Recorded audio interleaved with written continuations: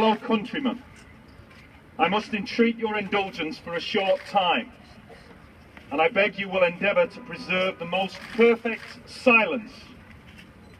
I hope you will exercise the all-powerful right of the people in an orderly manner, and if you perceive any man that wants to raise a disturbance, let him be instantly put down and kept down. For the honour you have done me in inviting me a second time to preside at your meeting, I return you my thanks. And all I have to beg of you is that you will indulge us with your patient attention. It is impossible that, with the utmost silence, we shall be able to make ourselves heard by this tremendous assembly. It is useless for me to relate to you the proceedings of the last week or 10 days in this town and neighbourhood. You know them all, and the cause of the meeting appointed for last Monday being prevented.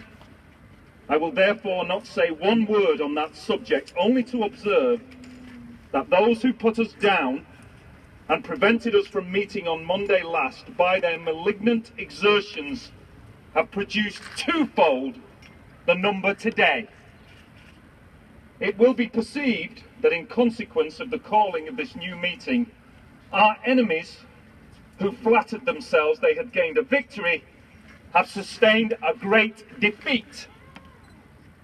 There have been 2 or 3 placards posted up during the last week with the names of 1 or 2 insignificant individuals attached to them.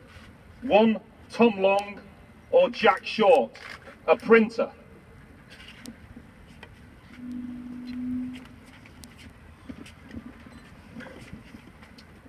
The soldiers are here, I said. Oh, someone made reply. They are only come to be ready if there should be any disturbance in the meeting. On the cavalry drawing up, they were received with a shout of goodwill, as I understood it. They shouted again, waving their sabres over their heads, and then slackening the rein and striking spurs into their steeds, they dashed forward and began cutting the people. Stand fast, I said. They are riding upon us. Stand fast. And there was a general cry in our quarter of stand fast. The cavalry were in confusion. They evidently could not, with all the weight of man and horse, penetrate that compact mass of human beings. And their sabres replied to hew a way through the naked elder bands and defenceless heads. And then, chopped limbs and wound-gaping skulls were seen, and groans and cries were mingled with the din of the horrid confusion. In 10 minutes from the commencement of the havoc, the field was an open, almost deserted space. The sun looked down through a sultry and motionless air. The curtains and blinds of the windows within view were all closed. A gentleman or 2 might occasionally be seen looking out from one of the new houses. Others were assisting the wounded or carrying off the dead.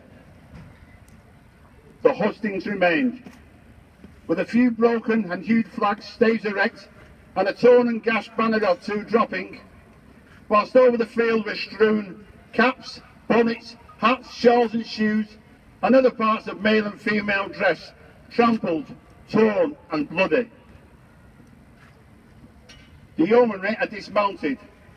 Some were easing their horses' girths, others adjusting their accoutrements, and some were wiping their sabres.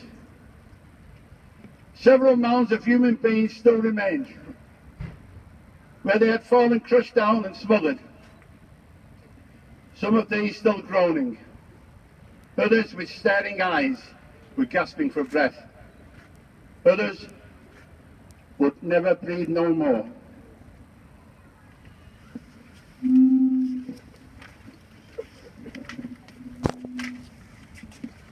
The first victim of Peterloo was William Files, aged 2, from Kennedy Street, Manchester. His mother was crossing Cooper Street when he was knocked from her arms by a yeomanry cavalryman.